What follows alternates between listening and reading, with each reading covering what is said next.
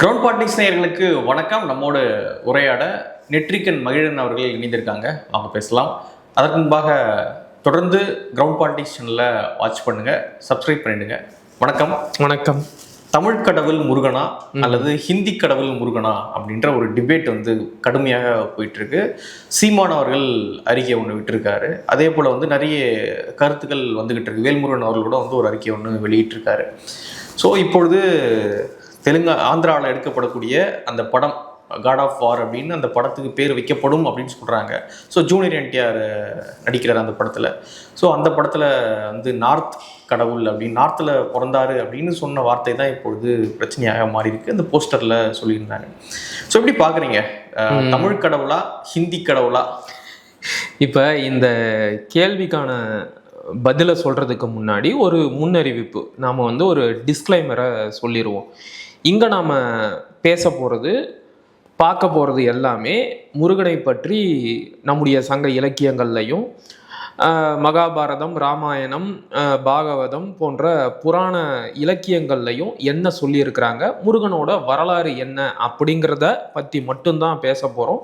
மற்றபடி நாம் யாருடைய நம்பிக்கையையும் கொச்சப்படுத்த போகிறது கிடையாது. இது ஒரு முன்னறிவிப்பாக வச்சுக்கலாம். நீங்கள் இன்னைக்கு முருகனை எப்படி வழிபடுறீங்களோ அப்படியே வழிபடுங்க. ஆனால் உங்களுடைய கடவுளோட வரலாறு என்னங்கிறத தெரிஞ்சுக்கோங்க. அதுதான் இப்போ நாம் பேச போகிற மொத்த விஷயத்தோட மையக்கரு. சரி, இப்போ அடுத்ததாக உங்கள் கேள்விக்குள்ளே போகலாம். தெலுங்கு பட தயாரிப்பாளரான நாகவம்சி சில நாட்களுக்கு முன்னாடி அவர் அடுத்ததாக தயாரிக்கப்பட போகின்ற முருகனை பற்றிய படத்திற்கான ஒரு ஃபர்ஸ்ட் லுக் போஸ்டரை வெளியிட்டு இருந்தாரு. அதில் ஜூனியர் என்டிஆரும் இயக்குனர் திரிவிக்ரமா இவங்க ரெண்டு பேரும் இணைஞ்சு இந்த படத்தை உருவாக்க போறாங்க அப்படிங்கிற அறிவிப்பும் அத்தோட சேர்த்து born in north, forged in middle அப்படின்னு போட்டுட்டு வர்ஷிப் இன் சவுத் அப்படின்னு போட்டிருந்தாரு. அதாவது வடக்கில் பிறந்து மத்திய இந்தியாவில் வார்த்து உருவாக்கப்பட்டு தெற்கில் வழிபடப்படுகின்றவர் அப்படின்னு முருகனை குறிப்பிட்டு இருந்தார். இதுதான் மிகப்பெரிய அளவிற்கு சர்ச்சையா மாறி இருக்கு. ஏன்னா காலங்காலமாக தமிழர்களுக்கு சொல்லப்பட்டு வந்தது என்ன அப்படின்னா, முருகன் என்பவன் தமிழ் கடவுள். இன்னும் ஒரு படி மேலே போய் சொல்லணும் அப்படின்னா, முருகன் என்பவன் நம்முடைய முன்னோர், அவன் நம்முடைய முப்பாட்டன் அப்படிங்கிற வரைக்கும் நாம் நம்புறோம். அப்படித்தான் நாம் அவரை வழிபடுறோம். தமிழ்நாட்டை பொறுத்த வரைக்கும் மற்ற எந்த கடவுளை விடவும் முருகன் என்பவர் தமிழ் மக்களுக்கு ரொம்பவே நெருக்கமானவர். தங்களுடைய குடும்பத்தில் ஒருத்தராகவே அவரை பார்ப்பாங்க. ஏதாச்சும் சொல்லி புலம்பும் போது கூட ஒருமையில் முருகனை திட்டி பேசுகிற வழக்கம்லாம் இன்னைக்கும் இருக்கு.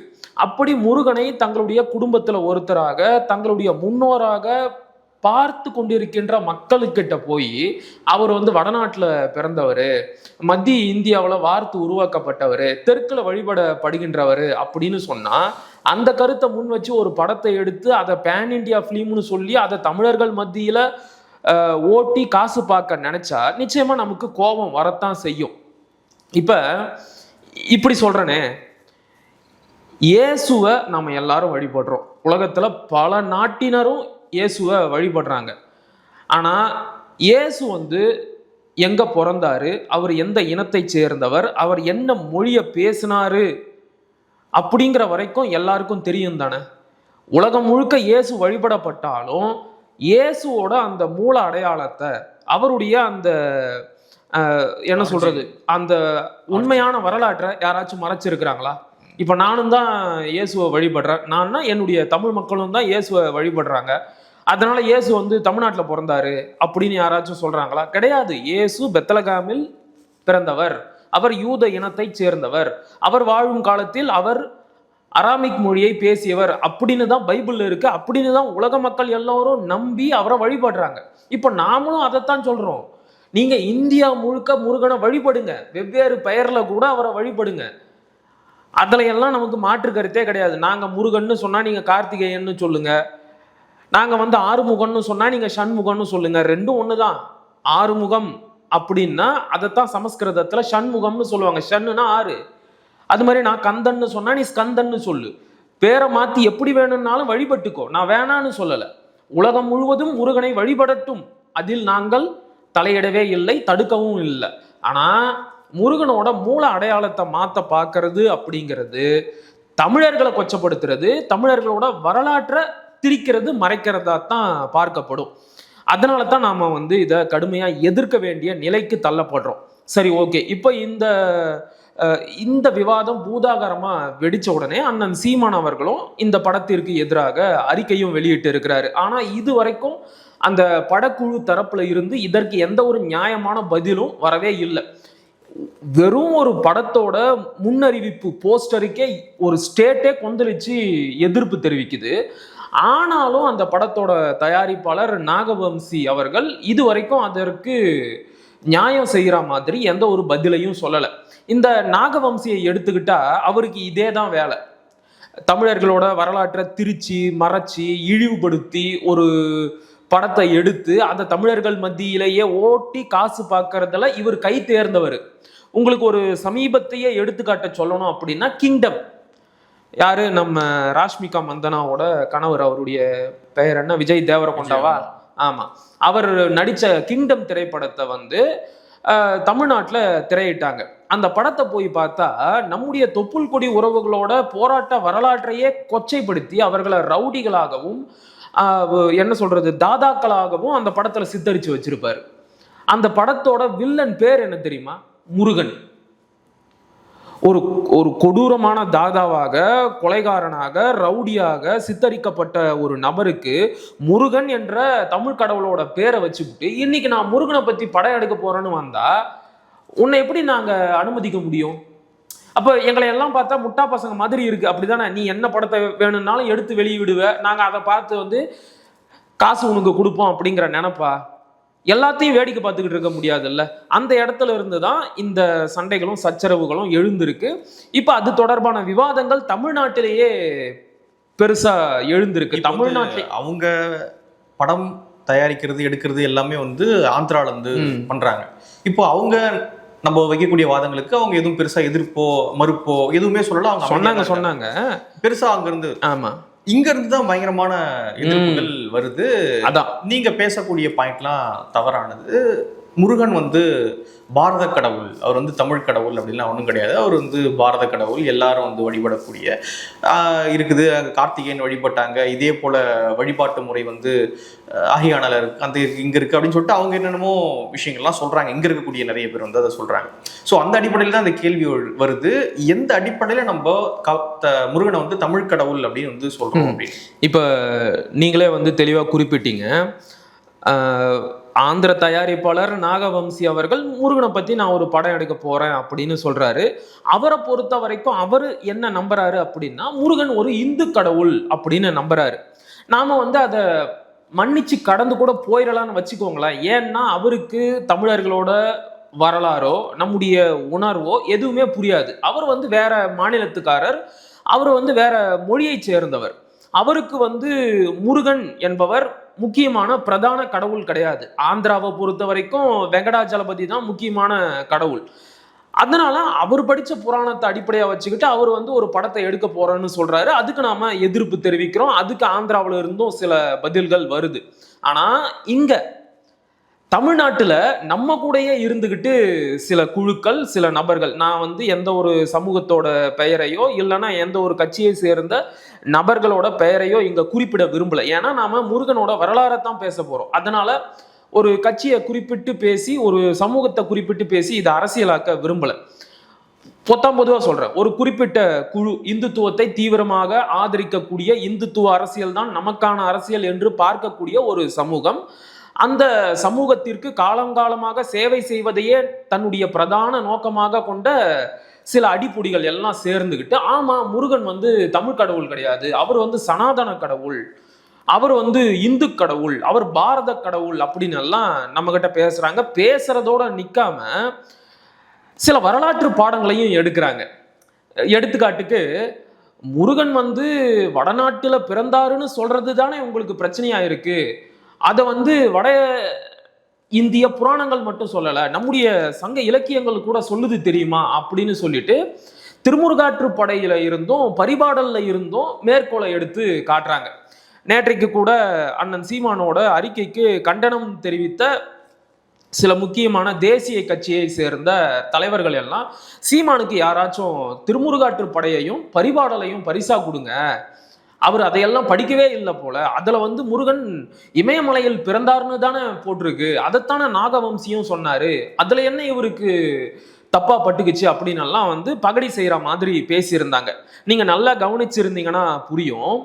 இந்த விஷயத்துல முருகன் தமிழ் கடவுள் இல்லை என்று வாதாடுபவர்கள் எல்லாருமே முன்வைக்கின்ற புத்தகங்கள் எது அப்படின்னு எடுத்து பார்த்தா அது எல்லாமே திருமுருகாற்றுப்படை, பரிபாடல், கலித்தொகை, இந்த நூல்கள் தான்.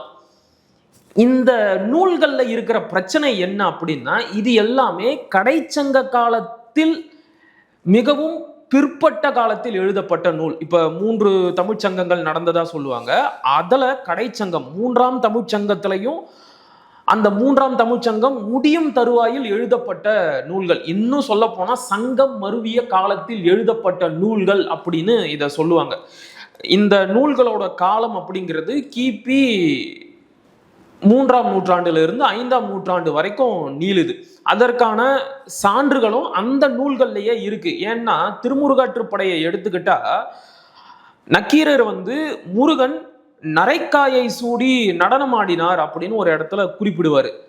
இந்த நரைக்காய்னா என்ன அப்படின்னா ஜாதிகா, சித்த மருத்துவத்துல பயன்படுத்துற ஒரு மூலிகை செடி. அது இந்த செடி வந்து இந்தோனேஷியாவில் தான் வந்து உருவாச்சு, அங்கதான் ஆரிஜன் இதுக்கு. அந்த செடி எப்ப இந்தியாவுக்கு வந்துச்சு அப்படிங்கிறத சில தாவரவியல் வல்லுநர் ஆராய்ச்சி பண்ணி சொல்லி இருக்கிறாங்க. அவங்களுடைய ஆய்வின் அடிப்படையில் இந்த நரைக்காய் எனப்படுகின்ற சாதிக்காய் இந்தியாவுக்கு வந்தது, அதாவது குறிப்பாக தமிழ்நாட்டிற்கு கடல் வணிகத்தின் மூலமாக வந்தது கிபி 4ஆம் நூற்றாண்டு.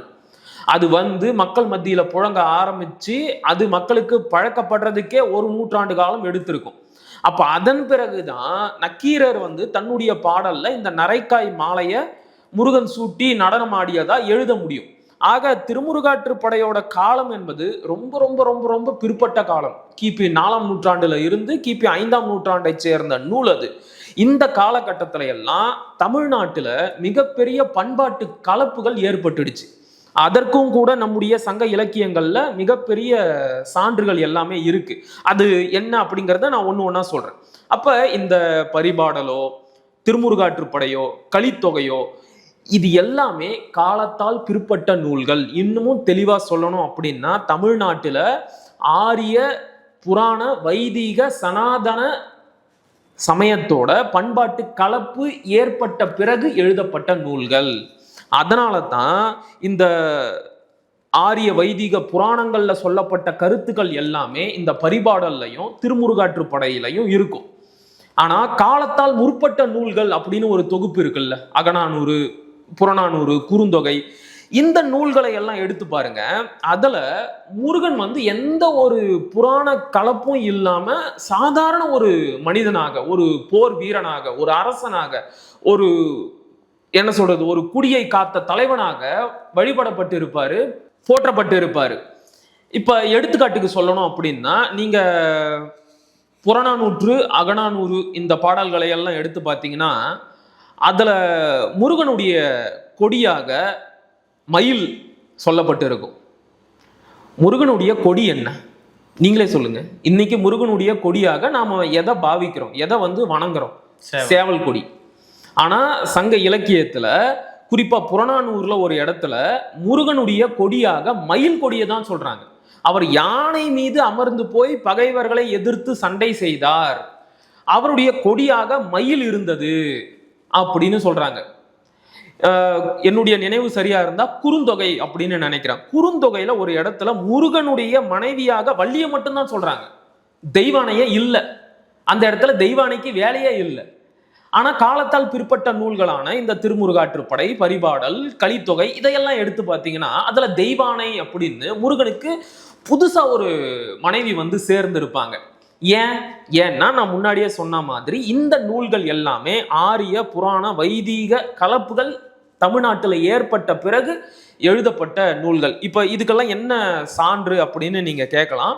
நான் வந்து ரொம்ப ரொம்ப அடிப்படையான சில சான்றுகளை மட்டும் நான் உங்களுக்கு சொல்றேன். இந்திய கலை வரலாற்றில் 6 வகை தெய்வ வழிபாடுன்னு ஒரு புத்தகம், ரொம்ப ரொம்ப அருமையான புத்தகம். அதாவது வந்து 6 வகை தெய்வ வழிபாடு அப்படின்னா என்னன்னா, இப்போ இந்த இந்து மதத்தை பொறுத்த வரைக்கும் அதை வந்து ஷண்மதம்னு சொல்லுவாங்க.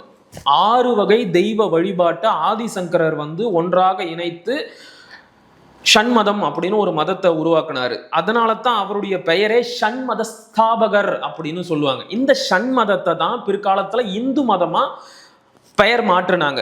சரி, அப்படி அந்த 6 மத வழிபாடுகள் என்னென்ன அப்படின்னா, சிவன், விஷ்ணு, அதன் பிறகு கானபத்தியம் அப்படின்னு சொல்லப்படுகின்ற விநாயகர் வழிபாடு, கௌமாரம் சக்தி வழிபாடு, அதன் பிறகு சூரிய வழிபாடு, இப்படி 6 தெய்வ வழிபாட்டை ஒன்றாக இணைத்து ஷண்மதமாக சங்கரர் உருவாக்கினார் இல்லையா. இந்த 6 வகை தெய்வ வழிபாடு இந்தியா முழுக்க எப்படியெல்லாம் இருக்கு அப்படிங்கிறத பத்தி இந்த புத்தகத்துல ரொம்ப விரிவா சொல்லியிருப்பாங்க. அதுல நாம வந்து முக்கியமா முருக வழிபாட்டை எடுத்துக்கிட்டா அவங்க தெளிவா பட்டியல் போட்டு உங்களுக்கு சொல்லியிருப்பாங்க.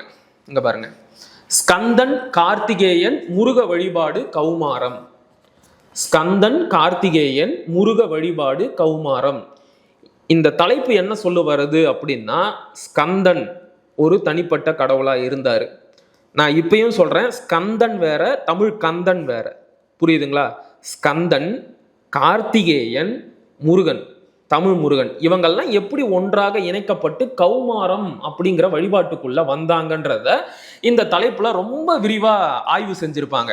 அதுல முதல்ல அவங்க எடுத்துக்கிற பகுதி என்ன அப்படின்னா, ஆரிய புராண இலக்கியங்கள்ல முருகனுடைய பிறப்பை பத்தியும் அவருடைய தோற்றத்தை பத்தியும் அவருடைய வீர தீர பராக்கிரமத்தை பத்தியும் என்னெல்லாம் சொல்லி இருக்கிறாங்க அப்படிங்கிறத எழுதியிருப்பாங்க. குறிப்பா நீங்க மகாபாரதத்தையும் ராமாயணத்தையும் எடுத்துக்கிட்டா அதுல முருகனுடைய பிறப்பை பத்தி இருவேறு கதைகள் இருக்கும். கதை வந்து ரொம்ப ஆபாசமா இருக்கும்.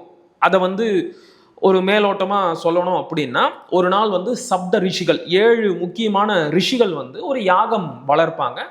அதற்கு வந்து தேவலோகத்துல இருந்து இந்திரன், வருணன், அக்னி போன்ற தேவர்கள் எல்லாம் வந்திருப்பாங்க. சப்த ரிஷிகளுக்கு பின்னாடி அவங்களுடைய மனைவிகள் 7 பேருமே அமர்ந்திருப்பாங்க. அப்ப அந்த யாகம் நடந்து கொண்டிருக்கும் போது அக்னி தேவனுக்கு மட்டும் அந்த சப்த ரிஷிகளின் மனைவியை தீண்டணும், நாகரிகமா சொல்றேன், தீண்டணும் அப்படின்னு ஒரு ஆசை வந்துடும். ஆனா வந்து அது கடைசி வரைக்கும் முடியாமலேயே போயிடும். அதன் பிறகு ஸ்வாகா அப்படிங்கிறவங்க இந்த சப்த ரிஷிகளின் மனைவிகளின் உருவங்களில் வந்து அக்னியோட சேருவாங்க. இவங்களால 6 பேரா ஒரே நேரத்துல உருவம் எடுக்க முடியாது. அதனால ஒவ்வொருத்தர் உருவத்திலையும் ஒவ்வொரு நாள் வந்து அக்னியோட சேருவாங்க. அப்ப அவங்களுக்கு வந்து அக்னியோட இந்திரியம், உயிரணு கிடைக்கும். அதை வந்து ஒரு பருந்தா மாறி இமயமலையில இருக்கிற சரவண பொய்கையில கொண்டு போய் வச்சிருவாங்க. கடைசியில் அவங்களால அருந்ததியோட உருவத்தை மட்டும் எடுக்கவே முடியாது. ஏன்னா அவங்க வந்து கற்பில் சிறந்தவங்க இல்லையா. அதனால சுவாகாவால அவங்களோட உருவத்தை மட்டும் எடுக்கவே முடியாது. ஸோ இந்த 6 பேராக மாறி அக்னியோட கூடி அவரிடம் இருந்து பெறப்பட்ட அந்த 6 உயிரணுக்களை கொண்டு போய் சரவண பொய்கையில் விட்டவுடன் 6 கார்த்திகை பெண்கள் வந்து அந்த உயிரணுக்களை எடுத்து, அது வந்து குழந்தையா மாறி இருக்கும், அந்த குழந்தைங்களை எடுத்து பால் கொடுத்து வளர்க்க ஆரம்பிப்பாங்க. அது 6 ஒன்னா சேர்ந்து ஷண்முகனாக, அதாவது 6 முகம் கொண்ட முருகனாக உருவெடுக்கும். இது மகாபாரதத்துல சொல்லப்பட்ட கதை. இதே கதை வந்து கொஞ்சம் மாறி ராமாயணத்துல, மகாபாரதத்துல, ஆமா, இது வந்து கொஞ்சம் மாறி ராமாயணத்துல வேற மாதிரி சொல்லி இருப்பாங்க. அடிப்படை ஒண்ணுதான், ஆனா வந்து கதையோட மைய கரு இதுதான், இப்படிதான் இருக்கும்.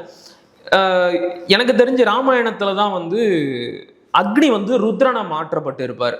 எல்லாருக்கும் புரியுற மாதிரி சொல்லணும் அப்படின்னா சிவனாக மாற்றப்பட்டு இருப்பார். புரியுதுங்களா? அப்ப நீங்க ஆரிய புராண இதிகாசங்களை எடுத்து பார்த்தாலே முருகனுக்கு இப்ப எத்தனை அப்பாவாகுது? 2 அப்பாவாகுது. இது நாகரிகமான வரலாறு தானா? நம்முடைய தமிழ் கடவுளுக்கு இதுதான் இவங்க சொல்ற வரலாறா? 2 அப்பா, அக்னியும் சிவனும். நல்லா இல்லைல்ல? ஆனா நீங்க அப்படியே தமிழ் சங்க இலக்கியத்துக்கு வந்தீங்கன்னா, நான் சொல்றது இந்த பரிபாடல், திருமுருகாற்றுப்படை, கலித்தொகை இந்த நூல்களை சொல்லலை. நான் வந்து அகநானூறு, புறநானூறு, குறுந்தொகையை சொல்றேன். அந்த நூல்கள்ல நம்முடைய முருகனை கொற்றவை சிறுவ அப்படின்னு தான் சொல்லியிருப்பாங்க. கொற்றவை யாரு? அவங்களும் ஒரு போர் தெய்வம் தான். மூவேந்தர்களும் போருக்கு போறதுக்கு முன்னாடி கொற்றவையை வணங்கி வழிபட்டு அவங்களுக்கு பலி கொடுத்த பிறகுதான் போருக்கே போவாங்க. கொற்றவையும் பார்வதியும் ஒண்ணுதானா இல்லையா? சரி, அது அது அது நான் வரேன். ஆமா, அப்படி ஒரு சந்தேகம் வந்து ஓடிக்கிட்டு இருக்கு.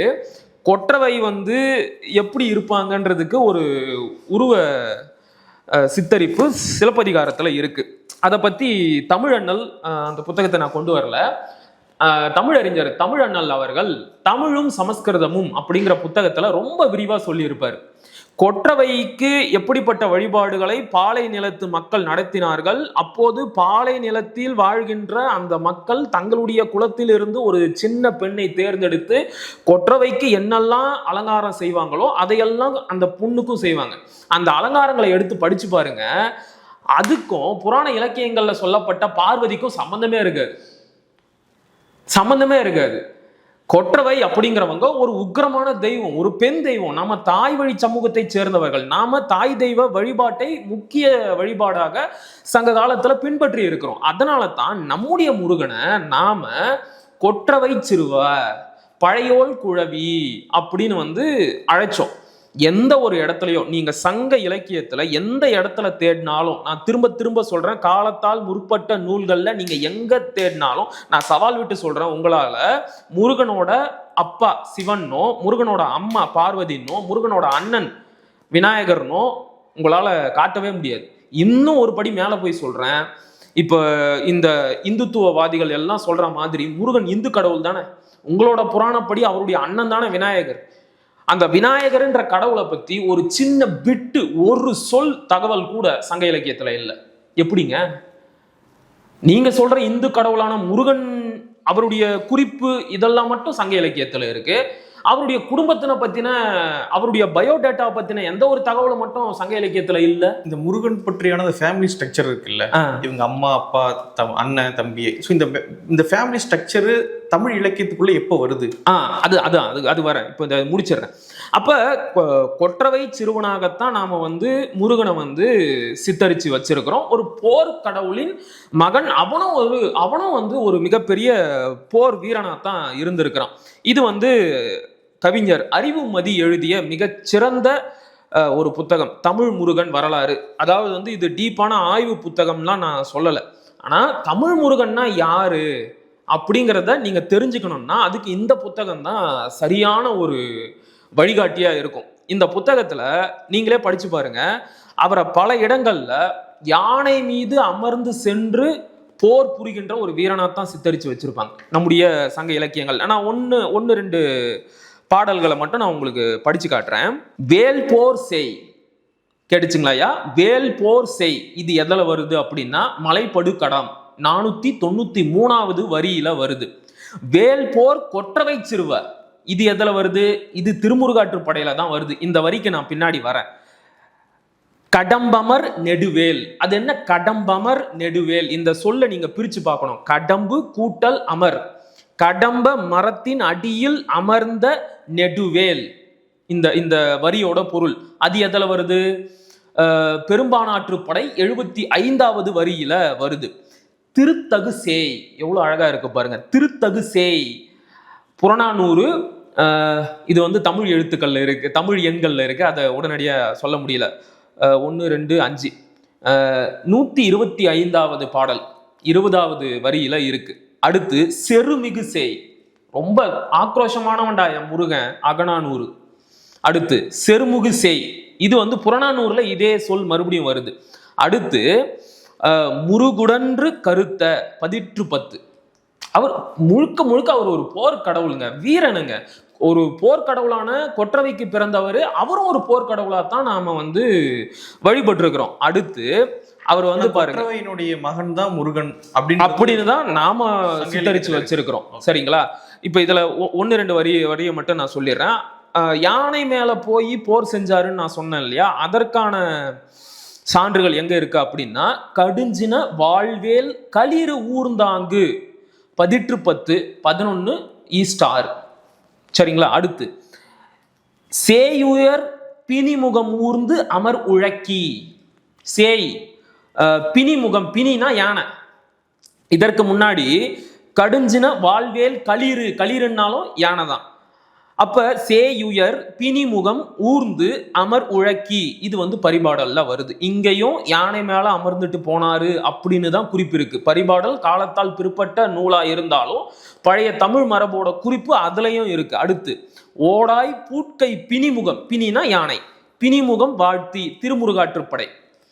சரிங்களா? அப்ப நம்முடைய சங்க இலக்கியங்களை எடுத்து பார்த்தா அவர் வந்து கொற்றவை சிறுவனாகவோ பழையோள் குழவியாகவோ யானை மீது அமர்ந்து சென்று போர் செய்கின்ற வீரனாகவோ தான் சித்தரிக்கப்பட்டிருக்கிறாரு. எந்த இடத்துல இருந்து முருகன் வந்து சிவனோட மகனாகவோ சிவன் பார்வதி மகனாகவோ விநாயகரோட தம்பியாகவோ மாற்றப்படுகிறார் என்றால், நான் தொடக்கத்துல சொன்ன மாதிரி பண்பாட்டு கலப்பு ஏற்பட்ட பிறகு. இப்ப நம்ம மகாபாரதம் ராமாயணத்துல முருகன் எப்படி பிறந்தார்னு ஒரு புராண கதையை சொன்னோம்ல, அதே புராண கதை திருமுருகாற்றுப்படையிலையும் பரிபாடல்லையும் இருக்கும். எப்படி வந்திருக்கும்? குப்தர்களோட காலகட்டத்துல அந்த ஆரிய சனாதன வைதிக மதம் வடக்குல செல்வாக்கு பெற்று அது இந்தியா முழுக்க கொஞ்சம் கொஞ்சமா பரவ ஆரம்பிக்குது. அப்படித்தான் அது தெற்குக்கும் வந்துச்சு. அப்படி வரும்போது வடக்கிலிருந்து வந்த கந்தனோடும் கார்த்திகேயனோடும் தெற்கில் இருந்த கொற்றவை சிறுவன் நம்முடைய முப்பாட்டன் முருகன் வந்து இணைக்கப்படுறார். அப்ப அவங்களுக்கு சொல்லப்பட்ட அந்த பிறப்பு கதைகள் எல்லாம் இவருக்கும் சொல்லப்படுது. திருமுருகாற்றுப்படையில இந்த ஆரிய இந்துத்துவ சார்பாளர்கள் எல்லாம் சொல்ற மாதிரி முருகன் இமயமலையில பிறந்தாருன்னு சொல்லி இருக்கிறாங்க. கரெக்ட், நான் ஒத்துக்கிறேன், நான் இல்லைன்னு மறுக்கல. அதே திருமுருகாற்றுப்படையில முருகனுக்கு பண்டைய கால மரபுப்படி, அதாவது நம்முடைய தொன்மை கால மரபுப்படி ஆட்டை பலி கொடுத்து வழிபட்டார்கள் அப்படின்னு இருக்கே. அதை பத்தி ஏன் யாருமே பேச மாட்டேங்கிறீங்க? இதை சொல்றவங்க இதையும் சொல்லணும்ல. ஏன் இதை பத்தி யாரும் வாயே திறக்க மாட்டேங்கிறீங்க? எங்க முருகனுக்கு நாங்க ஆட்டை பலி கொடுத்துருக்கிறோம். ஆனா இவங்க சொல்ற ஸ்கந்தனுக்கும் கார்த்திகேயனுக்கும் ஆடு ஒரு வாகனம். ஆடு ஒரு வாகனங்க. வட இந்திய புராணங்கள்ல முருகனுக்கு ஆடு ஒரு வாகனம். ஆனா தமிழ் மரபுல ஒரு வெள்ளாட்டுக்குட்டியை அறுத்து பலி கொடுத்து அவருக்கு நாங்க வழிபாடு நடத்தி இருக்கிறோம். இது முரண்பாடா இல்லை? அப்ப திருமுருகாற்றுப்படையை நீங்க எப்படி அணுகணும்னா, நக்கீரர் அந்த திருமுருகாற்றுப்படையை எப்படி எழுதி இருக்கிறாருன்னா முருக வழிபாட்டோட ஒரு என்சைக்ளோபீடியாவா அதை எழுதி இருக்கிறாரு. இப்ப இந்த புத்தகம் வந்து திருமுருகாற்றுப்படைன்னு எடுத்துக்கிட்டா தெற்குல முருகனை வந்து இப்படியெல்லாம் வழிபட்டு இருக்கிறாங்கப்பா, வடக்குல இப்படியெல்லாம் அவர் பிறந்தாருன்னு சொல்றாங்க, அவரை இப்படியெல்லாம் வழிபடுறாங்கப்பா அப்படின்னு நமக்கு அவர் வந்து எடுத்து சொல்றாரு. புரியுதுங்களா உங்களுக்கு? அப்ப நீங்க அந்த புத்தகத்துல இருந்து உங்களுக்கு தேவையானதை மட்டும் உருவி எடுத்துக்கிட்டு, இங்க பாத்தியா நக்கீரரே சொல்லிட்டாரு, இங்க பாத்தியா பரிபாடல்ல சொல்லியிருக்கு, இங்க பாத்தியா கலித்தொகையில சொல்லியிருக்கு அப்படின்னு எல்லாம் பேசக்கூடாது. ஒரு நூலை எப்படி அணுகணும் அப்படின்னு ஒரு ஆய்வு அடிப்படை கூறு இருக்கு. அதன் அடிப்படையில தான் நீங்க அந்த புத்தகத்தை அணுகணும். அப்ப திருமுருகாற்றுப்படை என்பது முருக வழிபாட்டோட ஒரு என்சைக்ளோபீடியா. வடக்குல முருகனை பத்தி என்ன சொன்னாங்களோ அதை நக்கீரரும் குறிப்பிட்டு இருக்கிறாரு. தென்னிந்தியாவில் தமிழர்கள் முருகனை எப்படி வழிபட்டார்கள் என்பதையும் குறிப்பிட்டு இருக்கிறாரு. ஒரு இடத்துல நக்கீரர் சொல்றாரு, சதுக்கமும் சந்தியும் கந்துடை நிலையினும் கடம்பமர் அப்படிங்கிறாரு. இதெல்லாம் முருகனை வழிபட்ட இடங்க அப்படிங்கிறாரு. அது என்ன சதுக்கம் அப்படின்னா, 4 இடம் கூடுற மத்திய இடத்தோட பேர் வந்து சதுக்கம். இந்த கூட்ரோடு மாதிரி.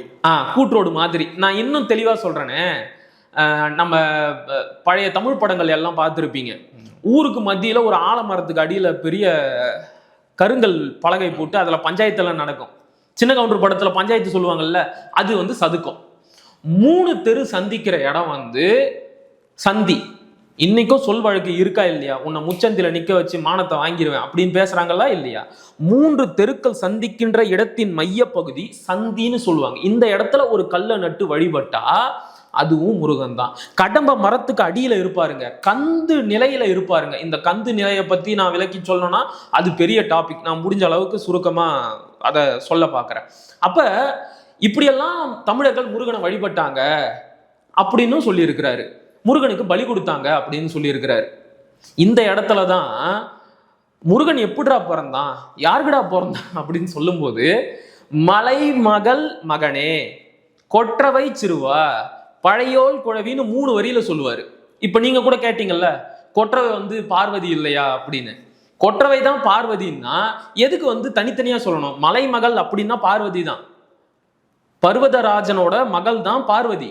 புரியுதுங்களா உங்களுக்கு? அதைத்தான் வந்து மலை மகள் மகனே அப்படிங்கிறாரு. வரி முடிஞ்சு போச்சா, பார்வதியோட மகனே. உன்னை வந்து வடநாட்டுல பார்வதியோட மகன்னு சொல்றாங்கப்பா. தெற்க கொற்றவை சிறுவ, தெற்குல தமிழர்கள் வந்து கொற்றவையோட சிறுவன் நீன்னு சொல்றாங்கப்பா. கூட வந்து பழையோல் குழவின்னு சொல்றாங்கப்பா. யாருப்பா இந்த பழையோல் அப்படின்னு கேட்டா அவங்கள வந்து காடு கிழால் அப்படிங்கிறாங்க இன்னைக்கு இருக்கிற தமிழ் அறிஞர்கள். இன்னும் சில பேர் வந்து அவங்க வந்து மூத்த தேவி, இந்த மூத்த தேவி தான் மூதேவியை மாத்திட்டாங்க பிற்காலத்துல. சரிங்களா? இந்த மூத்த தேவியோட குழந்தை நீன்னு சொல்லி இருக்கிறாங்கப்பான்னு யார் யாரெல்லாம் முருகனை பத்தி என்னெல்லாம் சொல்லி வச்சிருக்கிறாங்களோ எல்லாத்தையுமே நக்கீரர் குறிப்பிட்டு இருக்கிறாரு. இப்ப இதுக்கெல்லாம் என்ன பதில் சொல்லுவீங்க? முருகனுக்கு 3 அம்மான்னு சொல்லுவீங்களா? என்ன சார் காமெடி பண்ணிட்டு இருக்கீங்க? ஒரு புத்தகத்தை எப்படி அணுகணும்னு ஒரு வழிமுறை இருக்கு. அதன் அடிப்படையில தான் அணுகி நீங்க வரலாறை எடுத்து சொல்லணும். உடனே வந்து இதெல்லாம் ஒரு ஆதாரம் கொண்டு வந்துட்டு இங்க பாத்தியா திருமுருகாற்று படையில சொல்லியிருக்கு, இங்க பாத்தியா பரிபாடல்ல சொல்லியிருக்குன்னா, இப்ப மகாபாரதத்திலையும் ராமாயணத்திலையும் இவ்வளவு ஆபாசமாக முருகனுடைய பிறப்பை பத்தி கதை சொல்லி இருக்கிறாங்க. அதுக்கு என்ன சொல்றீங்க? அதான் முருகனோட பிறப்பா? சோ இந்தியா முழுக்க முருக வழிபாடு இருந்தது அப்படின்னு நிறைய ஆதாரங்கள் சொல்றாங்க. அதுக்கான கல்வெட்டு சான்றுகள் இருக்கு. நான் வந்து படத்தோடய காட்டுறேன் உங்களுக்கு. உண்மைதான், அதை வந்து நான் இல்லைன்னு மறுக்கல. இங்க பாருங்க, இது வந்து கிபி 2ஆம் நூற்றாண்டுல மதுராவில் கண்டுபிடிக்கப்பட்ட முருகன் சிற்பம். இது வந்து பாத்தீங்கன்னா வாதாபி எங்க இருக்குன்னு உங்களுக்கே தெரியும். சரிங்களா? இது வந்து வாதாபில இருந்து கண்டெடுக்கப்பட்ட முருகனுடைய சிற்பம். மயில் மேல அமர்ந்திருப்பார், நல்லா தெரியுதுங்களா?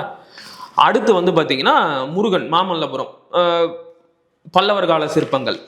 இங்க பாருங்க, இப்படி இந்தியா முழுக்க கண்டெடுக்கப்பட்ட முருகனுடைய தொன்மங்கள் சிற்பங்கள் எல்லாம் இருக்கு, இல்லைன்னு மறுக்கல. நான் திரும்ப திரும்ப சொல்றேன், ஆமா உண்மை, இந்தியா முழுக்க முருகன் வழிபாடு இருந்துச்சு. ஆனா அதனுடைய மூலம் என்ன, அதனுடைய ஆதி வடிவம் என்ன, இந்த புராண இலக்கிய கற்பனைகளுக்கெல்லாம் அப்பாற்பட்டு ஒரு இயல்பான தோற்றத்துல முருகனை யார் சொல்லி இருக்கிறாங்கன்னு எடுத்து பாத்தீங்கன்னா அது தமிழ் சங்க இலக்கியத்துலதான் இருக்கும். அகநானூறு புறநானூறுல தான் உங்களால கண்டுபிடிக்க முடியும். இந்தியா முழுக்க இருந்தது, இவங்க சொல்ல பார்த்தா அகண்ட பாரதம் முழுக்க இருந்தது, எல்லா இடங்கள் இருந்தது. அகண்ட பாரதம் முழுக்க இருந்தது, உலகம் பூரா கூட இருந்தது. நான் இல்லைன்னு மறுக்கல. எங்க இருந்து போச்சு, எங்கிருந்து? நான் இதுக்கு வந்து ஒரு சிறந்த எடுத்துக்காட்ட சொன்னா உங்களுக்கு புரியும்னு நினைக்கிறேன்.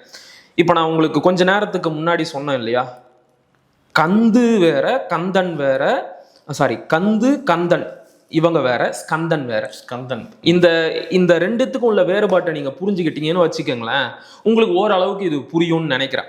இப்ப தெற்குல நாம தமிழர்கள் ஒவ்வொரு தெய்வத்தையும் எப்படி வழிபட்டோம் அப்படின்னு சொல்லிட்டு ஒரு மரபு இருக்கு. எடுத்துக்காட்டுக்கு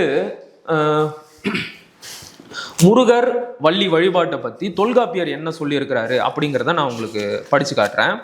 தொல்காப்பியம் புறத்திணையல்ல கொடிநிலை கந்தழி, சொல்ல நல்லா கவனிக்கணும், கொடிநிலை கந்தழி வள்ளி என்னும் வடு நீங்கு சிறப்பின் முதலான 3 கடவுள் வாழ்த்தோடு கண்ணிய வருமே. தொல்காப்பியம் தொல்காப்பியம் பொருள் அதிகாரத்துல இது வருது. சோ இதுல வந்து கந்தழி வள்ளி அப்படின்னு சொல்றாங்க இல்லையா, இத வந்து ஆய்வாளர் சிலம்பு நா செல்வராசு அப்படிங்கிறவர் என்ன சொல்றாருன்னா, இது வந்து முருகக் கடவுளான கந்தனுடைய மனைவி வள்ளியோட வழிபாட்டை எப்படி நடத்தணும்னு சொல்லியிருக்கிறாங்க. முருக வழிபாட்டையும் வள்ளி வழிபாட்டையும் தொல்காப்பியர் எப்படி நடத்தணும் அப்படிங்கிறத இந்த வரிகள் மூலமா சொல்றாரு அப்படிங்கிறாங்க. இப்ப இந்த கந்தழி அப்படிங்கிற சொல்லு இருக்கு இல்லையா, இதை வந்து 2ஆ பிரிக்கலாம், கந்து கூட்டல் அழி. கந்துன்னா என்னங்க, இந்த சொல்லுக்கான பொருள் தமிழ்ல என்ன சொல்லி இருக்குன்னு நீங்க பார்க்கணும். கந்து என்ற தமிழ் சொல்லுக்கான பொருள் என்ன அப்படின்னா நடுத்தறி, மரக்கழி. புரியுதுங்களா? நடுத்தறி அப்படின்னா ஒரு மரத்தை துண்டா வெட்டி அதை வந்து மண்ணுல ஆழமா புதைச்சி வச்சிருப்பாங்க, அதுக்கு வந்து நடுத்தறி அப்படின்னு சொல்லுவாங்க. அடுத்து யானை கட்டும் முளை, அது சொல்லியிருக்காங்க பாருங்க, கந்து முனிந்து உயிர்க்கும் யானை, இது வந்து புறநானூறுல வர ஒரு வரி. அடுத்து வந்து பாத்தீங்கன்னா ஆதிண்டு குற்றி அப்படின்னு சொல்லுவாங்க. இது எல்லாமே எதை குறிக்குது அப்படின்னா ஒரு மரத்தண்டை தான் குறிக்கும். ஒரு மரத்தண்டு, பாதியாக வெட்டப்பட்ட ஒரு மரத்தண்டை கடவுளா நினைச்சு மண்ணுல நட்டு வழிபடுவாங்க. அதுல நீங்க எந்த கடவுளை வேணும்னாலும் ஏத்தி சொல்லலாம். அது சிவனா இருக்கலாம், பெண் தெய்வமா இருக்கலாம், முருகனா இருக்கலாம், யாரா வேணும்னாலும் இருக்கலாம். புரியுதுங்களா? ஆனா அந்த கடவுள் உரைகின்ற இடம் எது? கந்து. புரியுதுங்களா? ரொம்ப சிம்பிள். உங்களுக்கு இன்னும் தெளிவா சொல்லணும் அப்படின்னா, நடுகள். இப்போ ஒருத்தர் இறந்துட்டாரு, அவருடைய நினைவா நாம நடுகள் நட்டு வழிபட்டு இருக்கிறோம் இல்லையா? அதுதான் இந்த இடத்துல மரக்கழியா நட்டு இருக்கிறாங்க. தெளிவா புரியுதா? காலப்போக்குல இந்த மரம் அப்படிங்கிறது நிலைத்தன்மை இல்லாம போயிடுது. மரம் வந்து செல்லு அரிச்சிரும், காத்து மழை வந்தா உப்பி உதுத்து போயிடும். அப்ப அந்த மரக்கழிக்கு பதிலாக அந்த இடத்துல கல் வருது. இப்படி ஒரு மரத்தின் அடியில் நடப்பட்ட கல் கந்தை பெண்கள் வந்து காலையில குளத்துல நீராடிட்டு வந்து வழிபட்டாங்கன்னு பட்டினப்பாளையில குறிப்பு இருக்கு. புரியுதுங்களா உங்களுக்கு? இதுல எந்த கடவுள் வேணும்னாலும் இருக்கலாம்.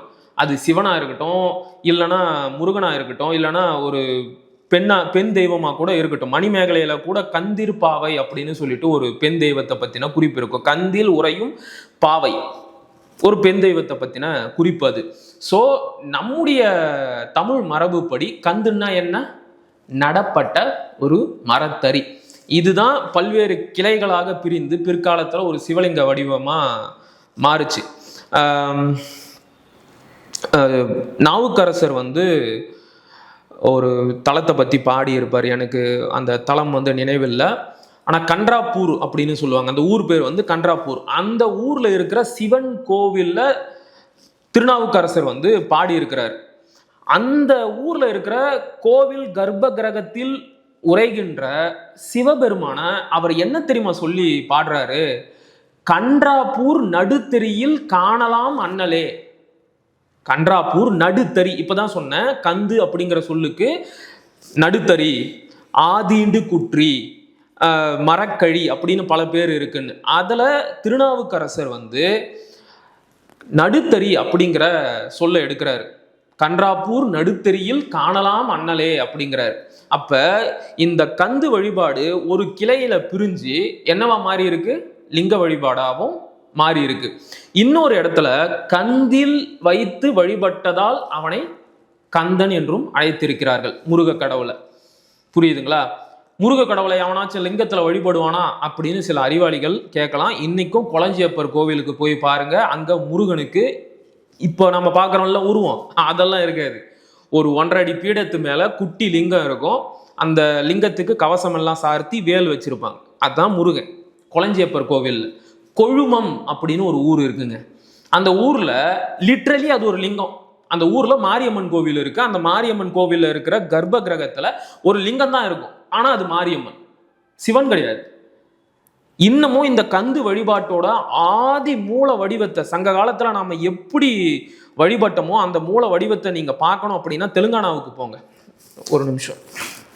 தெலுங்கானாவில் போதுராய் அப்படின்னு சொல்லிட்டு ஒரு கடவுள் வணக்கம் இருக்குங்க. அந்த போதுராய் வந்து பார்த்தீங்கன்னா, இப்போ நான் உங்களுக்கு கொஞ்ச நேரத்துக்கு முன்னாடி சொன்னேன்ல, சதுக்கமும் சந்தியும் கந்துடை நிலையினும் அப்படின்னு, அதே மாதிரியே வழிபட்டுக்கிட்டு இருக்காங்க. இதை பார்த்தா உங்களுக்கு எப்படி தெரியுது? ஒரு சிவலிங்கம் சிவலிங்கம் மாதிரி தானே தெரியுது. ஆனா இது ஒரு பெண் தெய்வம். இது வந்து ஊர் மத்தியில இந்த கந்தை நட்டு வழிபடுவாங்க. இன்னைக்கு அது வந்து வடிவம் மாறி என்னென்னமோ அதுக்கு பேர் வச்சுட்டாங்க. ஆனா இது வந்து நம்முடைய அந்த பழைய கந்து வழிபாடு தான். இதுக்கு புடவை கட்டி மஞ்சள் பூசி மூக்குத்திலாம் குத்தி பெண் தெய்வமா தான் வழிபடுவாங்க. ஆனா பார்த்தா லிங்கம். ஸோ இது நம்முடைய கந்து வழிபாடு. ஆனா இதே கந்து அப்படிங்கிற சொல்லுக்கு ஆரிய சமஸ்கிருத புராணங்கள்ல என்ன பொருள் கூறப்பட்டு இருக்கு அப்படின்னா, சிவனோட இந்திரியம், உயிரணு. அதுக்கு மேல பச்சையா சொல்ல முடியாது. நாம ஏற்கனவே பார்த்தோம்ல ஒரு புராணம், அதாவது வந்து அக்னியோட இந்திரியத்துல இருந்து 6 முக கடவுள் உருவானாங்க. அப்புறம் அது வந்து பிற்காலத்துல அக்னியை ரீப்ளேஸ் பண்ணிட்டு ருத்ரனா மாத்தினாங்கன்னு சொன்னோம் இல்லையா?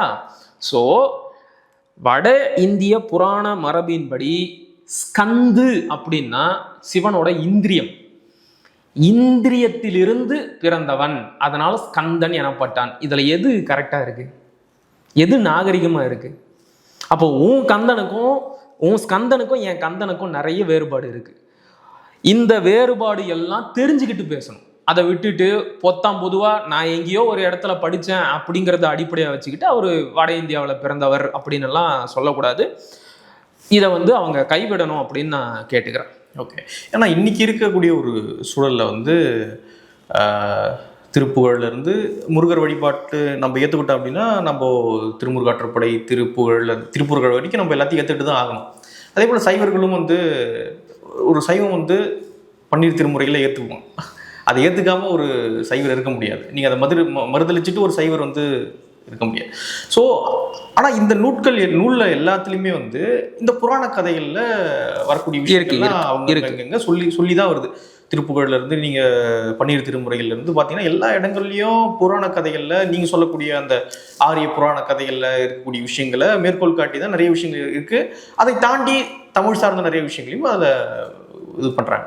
ஸோ இன்னைக்கு இருக்கக்கூடிய சூழலில் அதை மறுதளிச்சுட்டு பக்தர்கள் வருவாங்களா அப்படின்ற இல்லையே, நான் வர சொல்லவே இல்லையே, நான் யாரையும் வர சொல்லவே இல்லையா. அதைத்தான் தொடக்கத்திலே சொன்னேன். நாம இங்க யாருடைய நம்பிக்கையையும் கொச்சப்படுத்தவோ புண்படுத்தவோ வரல. நாம நம்முடைய கடவுளோட வரலாற்றை தான் பார்க்குறோம். நீங்க சொன்ன மாதிரி காலப்போக்கில் இந்த ஆரிய மரபும் தமிழ் மரபும் கலந்து பல புராண கதைகளும் இதிகாசங்களும் இலக்கியங்களும் உருவாயிடுச்சு. அதன்படி தான் இன்னைக்கு எல்லாரும் வழிபட்டுக்கிட்டு இருக்கிறாங்க. அப்படியே வழிபடுங்க, உங்களை யாரும் வேணான்னு சொல்லலை, நாங்களும் அதை மறுக்கலை. ஆனால் ஒவ்வொரு கடவுளோட மூல அடையாளத்தை மாத்தாதீங்க. முருகன் தமிழ் கடவுள்னா ஆமா தமிழ் கடவுள்னு சொல்லி பழகு. அதை விட்டுட்டு வட இந்தியாவில் பிறந்தவர் அப்படின்னு அந்த இடத்துல தான் நம்ம கேட்கிறோம். நம்பிக்கை வேற, வரலாறு வேற. நான் வந்து முருகனை சிவனோட மகனா பார்க்குறேன்னா பார்த்துக்க, நான் குறுக்கிடவே இல்லை. ஆனால் ஆய்வுப்படி வரலாறுப்படி அப்படி இல்லைப்பா, அப்படி இல்லை. அதைத்தான் நாம் சொல்கிறோம். மற்றபடி நான் வந்து நம்புறேன்னா நம்பு, உன் நம்பிக்கையை நான் கொச்சப்படுத்தலை, அப்படியே வச்சுக்க. அதை விட்டுட்டு என்னுடைய என்ன சொல்கிறது, என்னுடைய வரலாற்று பெருமைகளை எல்லாம் நீ திருடணும்னு நினச்சா அது எப்படி நம்ம அனுமதிக்க முடியும்? அதை அனுமதிக்க முடியாது இல்லையா? அங்கே தான் நம்ம வந்து எதிர்ப்பு தெரிவிக்கிறோம். ஓகே, பார்க்கலாம் இந்த வீடியோவுக்கு எப்படி மக்கள் ரெஸ்பான்ஸ் பண்ணுறாங்க அப்படின்றத வெயிட் பண்ணி பார்க்கலாம். நிறைய விஷயங்கள் நம்மோடு விரிவாக பகிர்ந்து கொண்டீங்க. நன்றி.